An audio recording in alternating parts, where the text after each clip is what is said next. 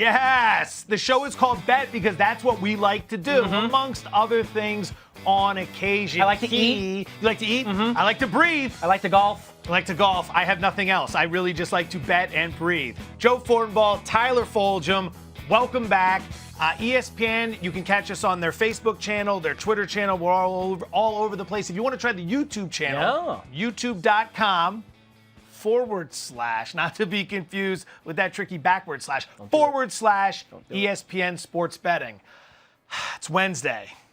We don't have this robust a card today. Hump day. No, yes. it does seem like we're a little light in the bottom there. Just a little baseball happening right now. A couple games tonight. No NBA, no WNBA. NHL is over. No Wednesday football. Maybe the NFL should get on that. The Wednesday game? The Wednesday game. the Tuesday game, the Wednesday game. I'm sure the NFLPA will sign right up for that. All right, so speaking of the NFL, it's Wednesday. We like to play a little game every Wednesday to start the show. As we dip our toe into the water, it's right there. It's called Let It Ride or Cash Out.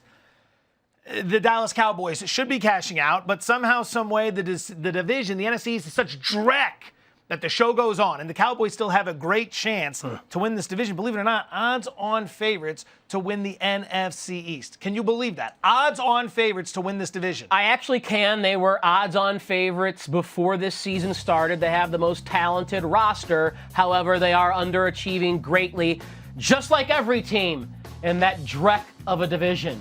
New York, you could say, is overachieving.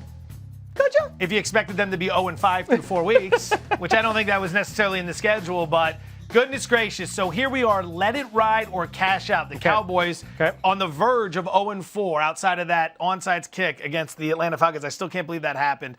Find me something on offense, whether it's a who, what, when, where, why, how. I don't care. Let it ride with something on that offense. Just the offense in general. The offense in general. That is the one beacon of hope, the shining light with this Dallas Cowboys football team. Dak Prescott and CeeDee Lamb, Michael Gallup, Amari Cooper, whether it's Blake Jarwin who got hurt or now Dalton Schultz, and of course Ezekiel Elliott. They have tons of talent. Tyron Smith just came back, so that offensive line is getting healthier. Even though they lost Travis Frederick to retirement and Lyle Collins is on the shelf for the year, it's still a very good offensive line, especially that left side with Martin and Smith. So that whole offense, despite whatever happens with the defense, they should be able to score 30, 35 points a game this year no matter where they're playing.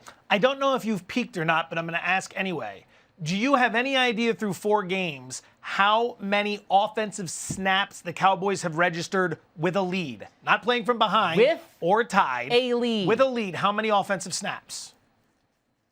I'm going to guess Did 0. you peak? I didn't peak. I'm going to guess 0. Honor system. 7. 7. Which is still ridiculous. What game was it in? Do you know? I think they were leading against Cleveland this past weekend. Okay. They had a little bit of a lead, and I was thinking, I want to cover this 4.5, keep it tight, Browns. And then the Browns went on like a 34-0 run, something like that. And before you know it, it went where people think I'm kidding with the 34-0 run. It was something like that. It's absurd. Odell had like 23 of those. He did. He was. Jarvis Landry could play quarterback for that team. That was a frozen joke rope. Everybody's making. That was a rope. Let it ride with Dak Prescott. Aligned. I'm with you on the offense. Sure. I think you make some great points. Narrowing it down with Dak. Prescott gets so much heat on around the league because he's the quarterback of America's team, something you and I take no pride in saying on these parts. But he's been fantastic this year. He's rolling up these numbers. That defense is so bad, he will be forced to continue to roll up numbers. He's going to finish with 5,000 yards. Oh, easy. He's going to finish with close to 40 touchdowns because he's going to be like John Kitna with the Lions back in like 08, where he had to throw for 300 yards every game in garbage time. It's going to be the ultimate garbage time team. Real quick, you going to pay him after this season? He's going to have huge numbers. Yes, and that's a little tease as to what I'm going to cash out on, but the Cowboys are in a very precarious situation here. Imagine Dak Prescott throwing for 5,500, 6,000 yards and 40 touchdowns. You make the playoffs as a 7-9 division champ, and then you get bounced in the first round. You have to bring Prescott back, and his price is now 40, 45, 50 million? Let's reel it back on the $50 million a year. He's the quarterback of America's team. $50 million, cha-ching, cash out on one. You're letting it ride on the Dallas offense. Who are you cashing out on? The man who should have paid Dak Prescott already. Owner, GM, czar, patriarch Jerry Jones. How dare you? He has created this mess that the Cowboys are in. Why? He paid Ezekiel Elliott when running backs, we know, You shouldn't give him that type of money when you have to get your quarterback paid for first. It's the reason giving Jalen Smith, a linebacker, big money. Even though I think Jalen's a very good player, analytics, metric-driven decision show that investing heavy money in linebackers is not a profitable endeavor. For invest in pass linebackers, rushers, punters, running backs. invest in pass rushers, and invest in guys who cover receivers. And they had to let Byron Jones walk because they gave Zeke all that money and Jalen all that money, and they still have to pay Dak. So Jerry Jones, the GM, the owner, the guy who writes the checks, he's who I'm cashing out on because he has created this mess. This roster is great on one side, awful on the other side. Oh, by the way, he hired Mike McCarthy, who hired Mike Nolan. So I'm going to the top of the food chain, baby. Jerry cashing out. He has wrecked the Cowboys. 25 minutes left in the show. I can't have you have a heart attack. We literally just had a conversation before the show that if one of us ever got violently ill, they'd cancel the show because they have so little confidence in either one of us doing it by ourselves. That's a true statement. Just true conversation. Well, I'm tired of it, Gerald. No heart attacks, but I love the passion. I have to disagree on this one. You're not going to cash out on Jared. He owns the team. You can't cash out on him. He's not going anywhere. I understand that. He's not going anywhere. You cannot cash out on Jerry Jones. He's like the one guy. But which, by the way, if you or I owned a football team, this is exactly how we would act too. You know we would treat the team like it's our fantasy team. We'd make ridiculous picks from our yacht in the middle of the Bermuda Triangle, drafting wide receivers when we should be drafting defensive players. When I cashed out, I didn't say I'd do a better job than Jerry Jones, okay? That was not part of that whole entire spiel there. I'm just pointing out from my unbiased opinion over here. All right, Dak's not going to win the MVP this year with the team that continues to lose. I would be cashing out on Mike McCarthy. I'm just going to throw that one out. McCarthy's the guy who hired Nolan. McCarthy's the guy who oversees the team. And I know Kellen Moore, he got saddled with Moore because of Jones, that Moore has to call the plays when McCarthy should be doing it. I get that, but you accepted the job. You know that's what comes with the territory in Dallas. And at the same time, you would not only hire Nolan, this team ranks dead last in the NFL in first half defense, 18th in first half scoring. You got to fire quicker from the gates. Okay. So Prescott, he's been playing well. He's been putting up huge numbers, MVP-like numbers, but won't be winning the MVP. Let's talk about the MVP for a moment. The guys out there who are going to have a shot at winning the MVP. Last year's MVP, Lamar Jackson, finds himself at 14-1. 2 years ago is Patrick Mahomes. He is at plus 350. Russell Wilson, who leads the way, the fun fact that everyone loves to say this year, he's never even received a single vote for the MVP award. I hadn't heard. Yeah. Is that the first time you were I hadn't heard I that. had not heard Doug Kazarian tell me that every single show we have done for a month, but he makes a great point, as does everyone else. How has Russell Wilson, I always say Russell Wilson. That's a brain misfire. A little bit of... We'll work through it. It happens. What are you doing here? Let it ride on one of those guys. Yeah, let it ride. I'm going to let it ride on Aaron Rodgers. Let me run through some stats here on Aaron Rodgers. Let me sit back and get comfortable. They're 4-0 this season. Aaron Rodgers leads the NFL in QBR, ESPN's proprietary quarterback statistic, at 92.8. He has the best Pro Football Focus grade of any player in the NFL at 95.6. He has thrown 13 touchdowns, 0 interceptions. That's good. And this past game they just played, in a game that was nationally televised, he's down his top 2 wide receivers. He goes 20 for 20, throwing to his running backs and a tight end named Robert Tonyan. Never had heard of him. 4 touchdowns and 241 yards. 20 for 20. Didn't Tonyan make the play where he fell down and then got up and just waltzed back to the end zone? Yes, he did, and Rodgers found him. So nice defense, Atlanta. Rodgers has already had 2 nationally televised games where he has looked great. He's got 3 more left this season. He's coming from the beginning of the season. He was 25-1. You could have got that before kickoff. They drafted his replacement. Oh my goodness, he's been so good this year. I think the odds are only going to get shorter for Rodgers because he plays in a division where he gets to see the Vikings again, the Lions again. The Bears are tough. Don't get it twisted. But he's got an easy division. And with their defense kind of not being as bad as Seattle's or Dallas, there's going to be a lot of shootouts that Aaron Rodgers is involved in. He's going to need to. I think they're somewhere around like 27th for opponent yards per play. So he's going to need to continue to put up the big numbers. I'm with you. I like that pick. I edge a little bit more towards Russell Wilson. I think that narrative is going to carry the year. I really think it's going to be a whole lot of, he's never gotten a single vote. Look at how bad his defense is. Everybody loves Russ. We're going to talk about it over and over and over again. Same amount of primetime games remaining. as Aaron Rodgers. I think he's going to be the guy. He's the favorite. It's not a sexy pick. I know no one's going to be excited about this. Even my mom, who's watching and getting excited about everything I do, she can't even get excited about this pick. She just tweeted that she loves your shirt, by the way. She said, I love your shirt, honey. It's so bright. It looks like heaven. I saw it in the lights. I was like, this is not right. Which team do you think is more likely to get the 1 seed in the NFC? The Seahawks or the Packers? Packers. Okay. Seahawks are on borrowed time. They're still going to have a great record. Defense ranks 32nd overall. They've been terrible. So if they have a tougher division too. If Packers are 1 seed, Seahawks are 2 seed, then you'd still give Wilson the MVP. If it's like 13-3 versus 12-4, yes. If it's 13-3 versus like 11-5, 10-6. Yeah, that's where I think the distinction is. Okay. All right, you got to cash out on one of those guys as well. As I do my Vanna White. The topic is things. I hate to do it because I still think there's kind of decent value there, but I just think the wheels not are going to come falling off because I think he's made great strides. But Josh Allen, who is objectively better this year, I think the start is just meteoric, and I think that it's going to fizzle just slightly. He so far has, I think, 15 touchdowns this season through the air and on the ground. Scorching. His defense should get better, and they won't rely on Josh Allen and Brian Dable to put up 30, 35 points to win games like Russ's team, like Rodgers' team. So I think his stats are going to come down, not because he's not good or his play is tailing off, but because the team is going to get better, especially on the defensive side of the ball. That's Sean McDermott's calling card as they get healthy. I hate to tell you this because you like to eat and you're around tables all the time, but do not find yourself around many tables these days making comments like that about Bill's Mafia. They will put you through it. Sorry. They will put you through it. You have a lovely significant other who is Bill's Mafia. She's Bill's Mafia, and every week I'm betting against them, and every week she is just fed up with me not rooting along to the team. Mrs. Fortenbaugh, I cannot get on board. Your pocket square game, though, is she's the best. Delicious. And happy birthday, by the way, as well. Congratulations. Happy birthday! 23rd birthday. I met her when she was very young. Doesn't look a day I'm over just 21. kidding. That's just a joke. Don't go overboard, people. We're just having a good time. Cashing out Lamar Jackson. It's very difficult, obviously, to go back to back. That. Part of that is the narrative. What are you going to do this year, Lamar Jackson, that I didn't see last year? That's a good point. He's not going to run as much as he did last season. His numbers are already down from a rushing perspective. So right out of the gate, if you're looking to knock his MVP case, you're going to say, well, you didn't run for as many yards. I think they went 14-2 last season. Probably not happening again this year. And the first big game we saw him in was against Kansas City. Laid an egg. Can't do that in the MVP race with this many good guys. I'm cashing out on Lamar Jackson. I like it. To the association, the Lakers are looking to cash out the Miami Heat. The series is now 3-1. Friday, as you can see on the lovely graphic, 9 Eastern on ABC, we have ourselves a Game 5. Lakers laying 7, total of 216 in this game.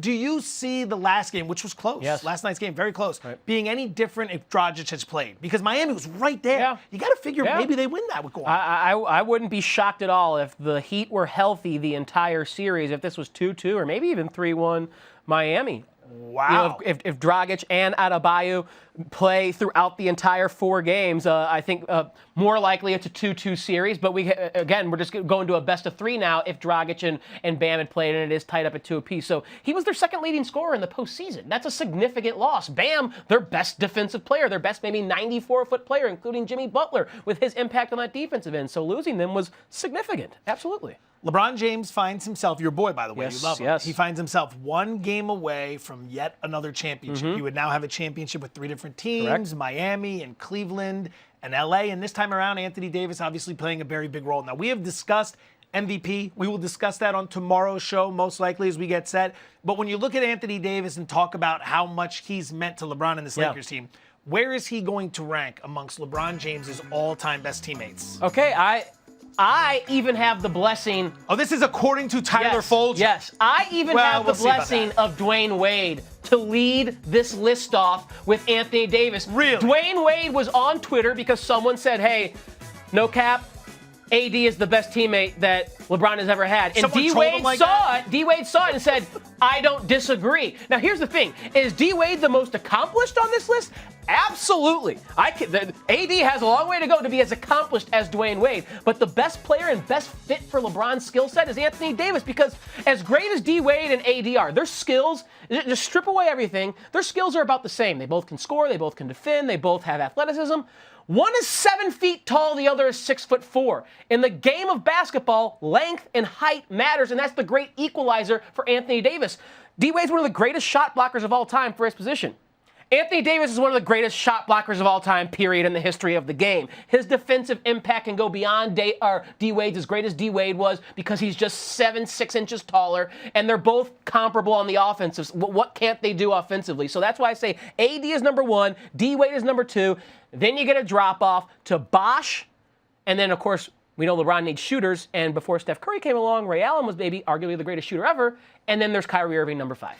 How? I don't like Irving. Was doing radio in the Bay Area for 6 years on the Warriors flagship before I came down here.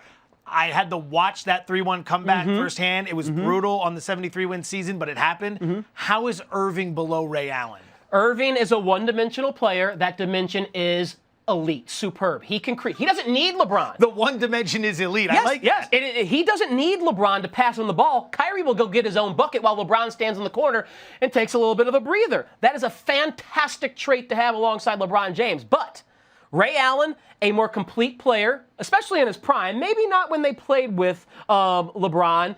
Kyrie maybe just younger than Ray Allen, was probably 33, 34, 35 when he played with LeBron, but especially in his prime, Ray Allen, a much better scorer, defender, shooter. I wouldn't say he's a better shooter. Kyrie's a great shooter. But Bosh, with his length and his 94-foot game, ability to play some defense, is he an elite defensive player? Absolutely not. But Kyrie is a below average, bad defensive player. He is great at one thing, ISO ball, creating his own bucket, getting his own bucket. And that is a good trait to have alongside LeBron James, but the other guys, to me, just more well-rounded basketball players than Kyrie. I do not have the stat in front of me, but I'm virtually certain Ray Allen never missed a free throw in his entire career. Or a corner three on a rebound with no Tim Duncan out there. I mean, like, that's what Ray Allen did. Give me a pick for this game. In advance, Friday night, ABC, 9 p.m. Eastern, 6 Pacific. What are you going with as of right now? I think I got to go under the total, 216.5. That seems too high. Came down a little bit, yeah, 216 it has come down, 216, not 216.5. So the hook has already been erased there. Goodbye, hook. I wouldn't be surprised if it gets bet down even further before Friday's tip, because Bam Adebayo's back for the Miami Heat, and he strengthens them defensively. And as you get deeper into a series, guys' legs get tired, they're playing more minutes, and pace slows down because possessions are oh so critical. When it's 3-1, when you're starting the series off at 0-0, the pace of the game is a little bit quicker because the possessions aren't as dire or critical. Now every possession matters because the Lakers want to close it out, and every possession for the Heat is hanging on, clinging to dear life. I would love to be on the opposite side of you so we could have one of our famous roulette bets. That's why we have these roulette chips here for when we go against each other, but I can't. I'm with you. Taking a few of mine. And you made the great point about Bam Adebayo. 2 games with Adebayo on the court this year, 206 total points per game in this series. Yeah. The 2 games without Adebayo, 228.5. No. He makes a huge difference. I'm playing the under with this guy as well. He's very sharply dressed, very handsome. He's also very knowledgeable. I'll play the under 216. Here's how this works, though, because I went second. If it misses, you take the blame. I take the blame. We all get the credit. Everyone shares in the credit. Game show time. Well, are you interested in a little game show time? I didn't know we were doing game show time. Well, because we kept you in the dark on it. Son of a biscuit. As I said to George Costanza, we only wake you up for the busy meetings. This game, ladies and gentlemen, as I go to my Bob Barker microphone, this game is called Bear, Buck, or Backup. As you can see, that's a bear. That is a buck head that used to have a face with a hat on it, also known as a buck, and that is backup. I love the alliteration. It's fantastic, and it kind of rhymes. Bear, buck, backup. It is in honor of Thursday night's game between the Bears and the backups. Oh, no, wait, the Buccaneers. It's the Buccaneers and the Bears on Thursday Night Football. That's what this is. I see so what's going on you only have three options for answers. Guess what they are? Multiple choice. Bear, backup, and buck. Yes, sir. Not particularly in that order. All right, question number 1 for the great Tyler Fulghum.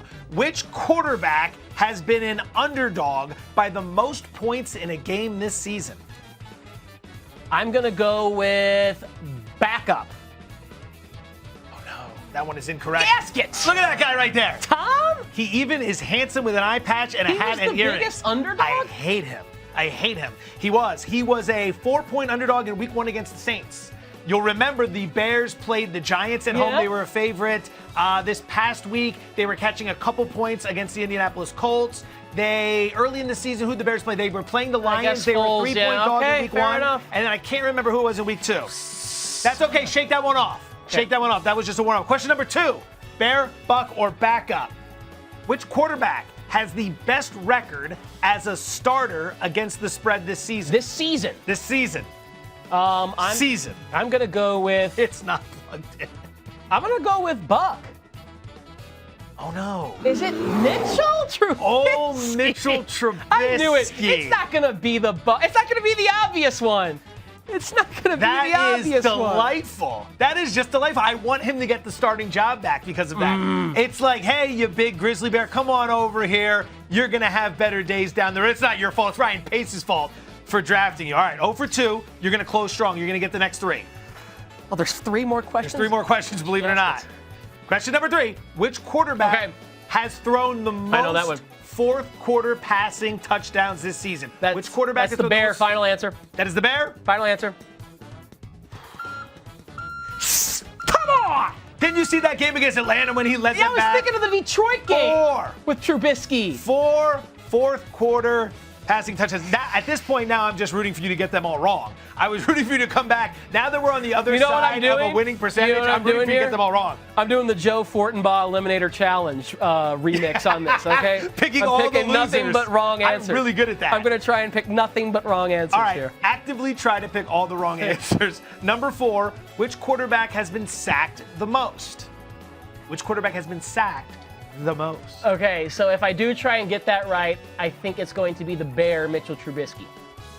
But I'm going to say the Buck. You got it. Look at you and Mitchell Trubisky. All the answers should have been Mitchell Trubisky, so we could have shown this 5 times. That's where we screwed this segment up. Question number 5. Which quarterback has the lowest over-under in a start this season? So for a closing total, which quarterback had the lowest over-under to start this season? I'm going to say that it's the backup when they just played Indy. Oh! Thomas Brady. Was that when they just played the Chargers? The Rams. Week 4, 42 points. They haven't played the Rams yet. Yes, what is this? They played the Chargers, the LA Chargers. They played the other team. The Chargers. They played the LA Chargers, not the LA Rams. 42 because weather was supposed to be a factor in that game. Look at you. You know what? Take that down. He gets that right. He gets that right because he called the card correctly. How you feeling right now? I feel terrible. I feel awful. My self-esteem is at an all-time low. I'm going to go home and stuff my face with bonbons and I hate to Parmesan garlic potato chips. I hate to say that it is a perfect segue here, but we're going to talk about winless Weimer teams got in me the there. NFL. Winless teams in the NFL. The Jets. I'm going to hear the end of that. The Giants.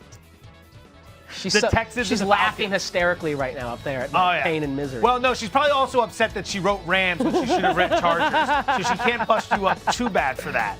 But here we go. Look at these two. You want to 4. You want to talk about busting up? Gross. These 4 teams stink. Houston, Atlanta, New York, and New York. Both New York teams were supposed to be bad. I don't think anyone was supposed to be as bad as the Jets have been this season. You take these 4, I mean, just right out of the gate, who's the worst in your opinion? Let's just really throw some dirt on someone's coffin here. Adam Gase and the Jets are the worst. Brutal. Some metrics would say it's the other team in New York, that it's the New York Football Giants. I have some sympathy for them, I guess, because Saquon Barkley is hurt. And I do think they've had a rougher schedule, and they have maybe a get-right spot for that offense against that Dallas defense this week. I'm not going to. If you can't get right against that defense, you can lose that game, but if you don't hang 30 points. The Jets, to me, are the worst. Adam Gase is the worst head coach in the National Football League. Bill O'Brien already got canned. I know, that's What amazing. do you think they do real quick this weekend against Jacksonville? They're laying like 6.5. They just fired their coach. No way. Are you talking about Houston? Yeah, I'm talking about Houston. Oh, Houston. How do they bounce back? I would bet Jacksonville. You dug up a pretty good stat on teams that make a coaching change for whatever reason in the middle of a season, and they're like, 13-28? The opponent's covering like 60% of the time. I'm definitely all about it. 60% of the time when you fire a coach or a coach resigns or steps down for health reasons, whatever it may be, during the season, the next week that team covers the spread only like 30-some% of the time. No, I'm all about the Jags this week. All right. So with that in mind, the NFL draft, should we be allowed to have it outdoors again with people? That'd be great. Cleveland, Ohio, April 29th. It was supposed to happen in Vegas this year. I know. I think they have it in 2 years. How great would that have been? It's going to be awesome. It will be awesome when we get a chance to get it. We'll invite everyone here outside into again. this gigantic facility that we get to hang out in. So, with that in mind, we just showed you 4 awful teams. Give me your draft order as of right now, how you see the season shaking down. 1 to 5. Yeah. Who's going to be drafting first all the way to number 5? People think this is the Trevor Lawrence sweepstakes, basically. Yes, sir, it is. The Clemson quarterback, quite handsome and quite devilish in the pocket. The New York Jetropolitans. The Jetropolitans. They would be the team that I think is going to be having the worst record in the NFL this year in the first pick. The Giants would be second, so it's too bad the draft isn't in New York this year with how bad those teams are. They'd be booing them. The Washington, not Washington, unless you're from the south side of St. Louis, football team. That's how they say it on the south side of St. Louis? Washington. You get when you say the ASH, like wash, sometimes an R gets thrown in there. That's the same like in Boston. An R comes into a lot of things. Yeah. My mom would slap me if I ever pronounced like Washington or wash my clothes. My stepdad currently does that, and it drives her crazy. Wash my clothes. He's a Hoosier from South St. Louis. So Broncos and Falcons rounded out. Broncos are going to be in an interesting dilemma if they climb any higher. I mean, what do you do with Drew Lock? All right. And Atlanta. Yeah, the Broncos, they're the best team amongst that bunch. They've just been wrecked by injury. Yeah, I don't think it's getting any better for Atlanta. Oh, Dan Quinn next to go? I think Houston's going to win some games because they have Deshaun Watson, so I don't think they'll be a top 5 team, maybe a top 10.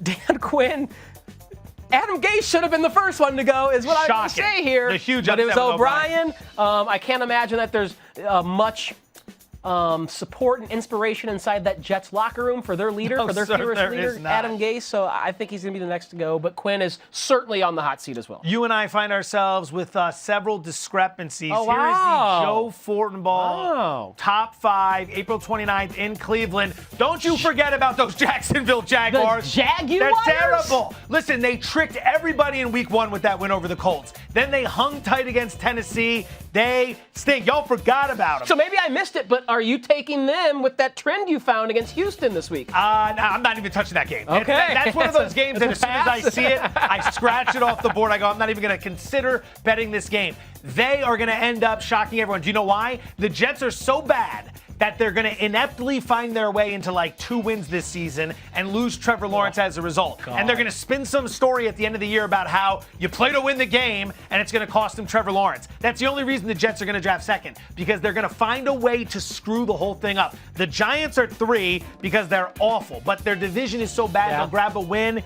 here and there. The Lions, number 4, here's what I think happens there.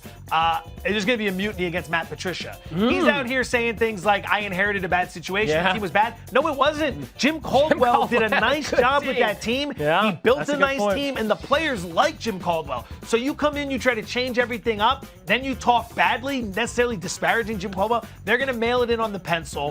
He might make it to the end of the year, but they're going to pack it in on him. They've done it before in Detroit. Yes, they have. I wouldn't be surprised if they did it again. Number 5, don't forget the Natty? about the Cincinnati Bengals. Boy, they've been good this year. To me, they won a game, I think singular game. 3-1 ATS. That's great for bettors. That's not going to get you any higher in the draft. But yeah, look. Burrow has looked fantastic, but go ahead, have a lousy season, and get him another weapon. AJ Green is a I don't want to call him a corpse. Halloween's right around the corner. He's washish. He's been terrible. He's washish. I'm still starting him in fantasy leagues out of desperation. He's getting tons of opportunity, and he's not doing anything with that opportunity. Now T. Higgins is nipping at his heels. And Tyler Boyd's the clear number 1. I'll say this, though, real quick. It's not just a Trevor Lawrence sweepstake. Justin Fields is in this class as well if he comes out and Trey Lance out of North Dakota State. People are going to be weary on Ohio State quarterbacks after this whole Dwayne Haskins thing. Okay. So I'll just say that although Fields has been fantastic when we see him this year, I'm sure he'll be good. Speaking of opportunities, we always love a feel-good story around these parts. And here's a feel-good story from a degenerate gambling perspective. An individual making a $400 parlay, just like we do every Thursday, the Parlay to Paradise. Look at this guy going for paradise. $400 to win $171,000. What? He has cashed 3 legs. He had the Seattle Storm to win the NBA championship, the WNBA championship, excuse me. They won last night. He had the Tampa Bay Lightning to win the Stanley Cup. They won a few days ago. And he also had the Atlanta Braves to win the NL East, which has happened. 3 legs of cash. The only thing left is the Kansas City Chiefs to win the Super Bowl. He's got him at 6-1. If the Kansas City Chiefs win the Super Bowl, he will turn $400 into $171,000. That is 17 stacks of high society for those who have watched Rounders. He's got a 2-3 month sweat now. 2 to 3 month sweat. Let me ask you this, though. If you had that ticket, would you hedge? Would you sell? How much would you sell it for? Put it like this. I'll give you a heads up. Yeah, the Chiefs are now 3.5 to 1 to win the Super Bowl. Obviously, the smart move. The smart move would be to hedge. not give you $50,000 Yes. because you can make a $50,000 wager at 3.5 to 1. You make 175. I'll say this: having Patrick Mahomes be the last leg of a parlay like this is about as comfy as you can be. So yes, it is. Let it ride, baby. Let it ride. I would not let it ride. I have 2 kids I'm going to eventually have to put I'm a through bachelor. college. I would sell it right now. He's Tyler Fulghum. I'm Joe Fortenbaugh. Thank you all for hanging out with us. Happy We're back birthday, tomorrow. Mrs. Fortenbaugh. Hi, Nikki. The better half.